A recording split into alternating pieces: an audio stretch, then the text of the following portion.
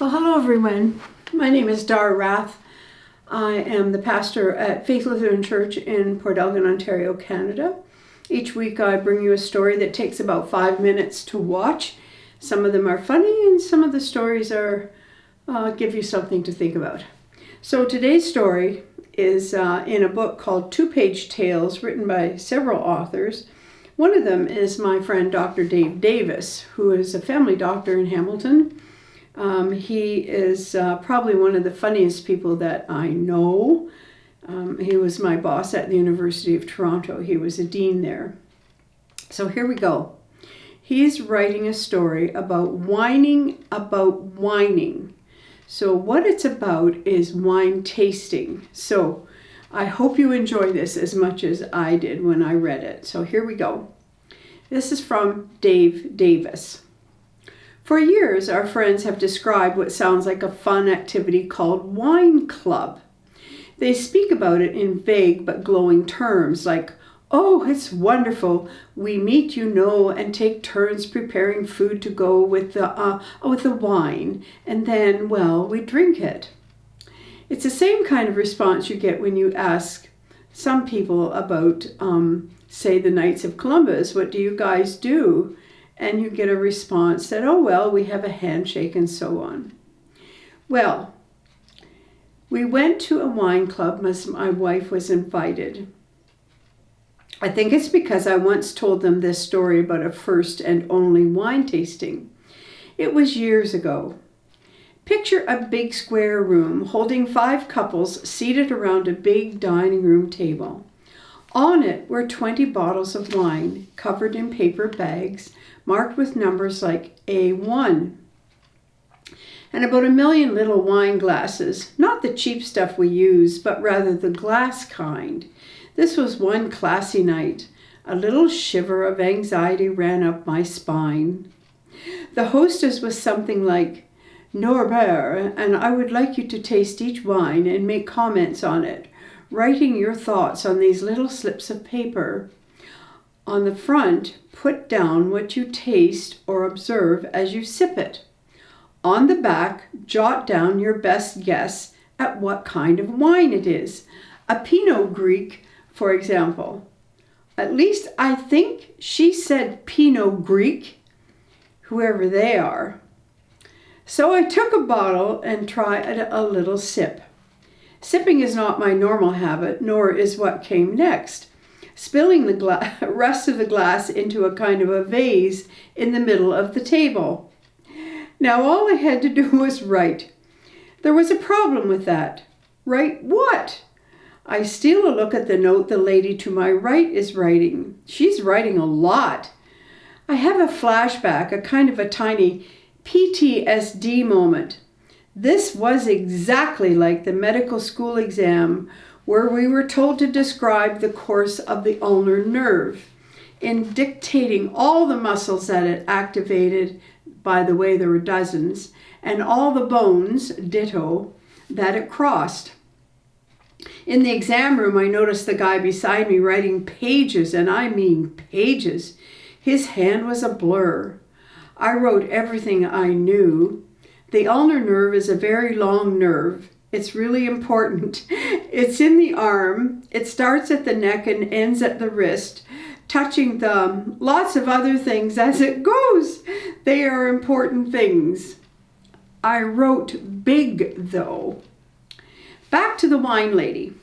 I sneak a peek, and she's written, "Good legs, fine feathery light aftertaste, cranberry and apricot, maybe a hint of slate." Feathers and legs and slate, for Pete's sake. What the heck is slate doing in a wine? Sinking deeper, memories of the ulnar nerve disaster running in my head, I glance at the guy on my left. He's a lawyer, if I remember right. In his lawyerly Arial 10 hand, he was neatly printing butterscotch, hints of apple butter, perhaps mushrooms. Butter? Apple butter? Mushrooms? What? What the heck's going on? I'm totally out of my depth. I take another sip, savoring the, what can I say, the whininess of the thing. I struggle mightily for words like strawberry or pineapple, for tastes like lemon or kumquats, those tiny little orange things that come at Christmas time. Nothing. I taste alcohol. Good alcohol?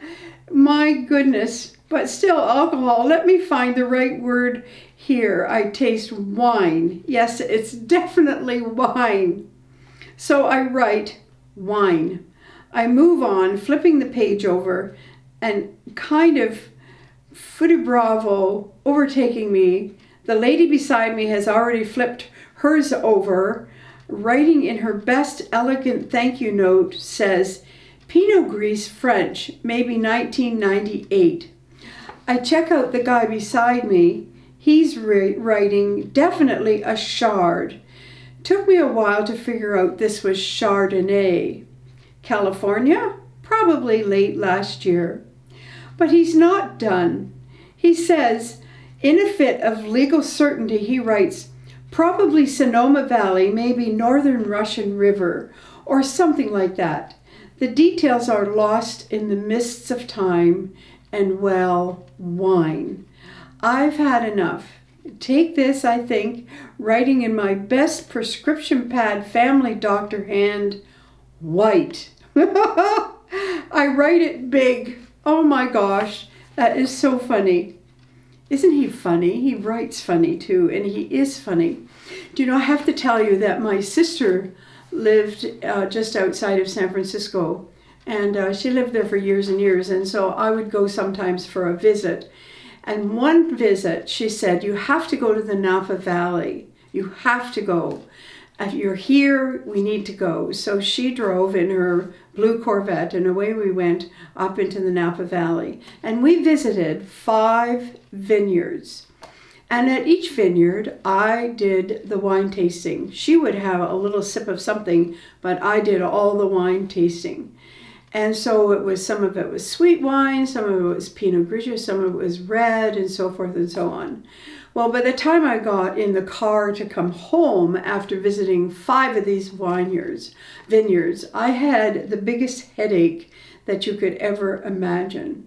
And so when we got home, her friend came to take us for dinner up the mountain, the high mountain outside of San Francisco, to a restaurant on the top of this mountain. So I got there with my really bad headache and from drinking all this wine. And this man said to me as we were sitting down for dinner, "Oh, what kind of wine would you like to have with dinner?" And so I promptly left them, went to the washroom, and threw up all over the place. And so to this day, I cannot drink wine. When I do communion here in the church, I have apple juice. I ask the people who are preparing the communion service to pour apple juice, and I will drink that. And so that's my story, but this is Dave Davis's story in 2 page tales. It's just really, really funny. So thanks for taking 5. We had a funny one for today. Blessings on your day.